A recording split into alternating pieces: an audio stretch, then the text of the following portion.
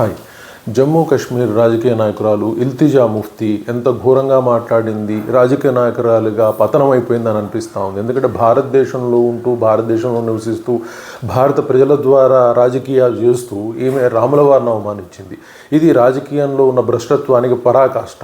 ఎందుకంటే రాముల వారు తలదించుకోవాలి, ఎందుకంటే మైనర్ బాలులందరినీ కూడా రామనామం చేయండి అని చెప్పి చేయని వాళ్ళని చెప్పులతో కొట్టడం అనేది హిందుత్వం ఒక వ్యాధి లాంటిది. రాముల వారు తలదించాల్సినంత ఘోరమైన తప్పిదం జరిగింది అని చెప్పేసి చెప్తా ఉంది.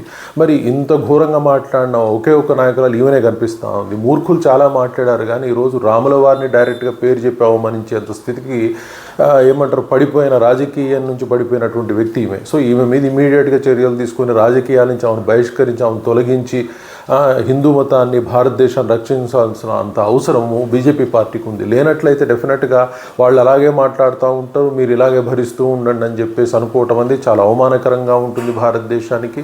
అలాగే వచ్చేసి హిందూ సిద్ధాంతాలు ఎవరిని కూడా కష్టం నష్టం పెట్టాలనుకో, కానీ ఈ విధంగా వీళ్ళు అవమానించడాన్ని చూస్తుంటే ఖచ్చితంగా ఏమంటుంది, దీన్ని హిందువులకు అవమానం భరించే సహనశక్తి పెంచుకోవడానికి బోధిస్తున్నట్టుగానే ఉంది. ఈమెనైతే కఠినంగా శిక్షించి, రాజకీయాలు బహిష్కరించి, సమాజ బహిష్కరణ చేస్తే కానీ బుద్ధి రాదనిపిస్తూ ఉంది. మరి బీజేపీ ఏం ఆలోచిస్తుంది, నరేంద్ర మోడీ ప్రభుత్వం ఏం ఆలోచిస్తుంది చూడాల్సిన అవసరం ఉంది. Thank you very much.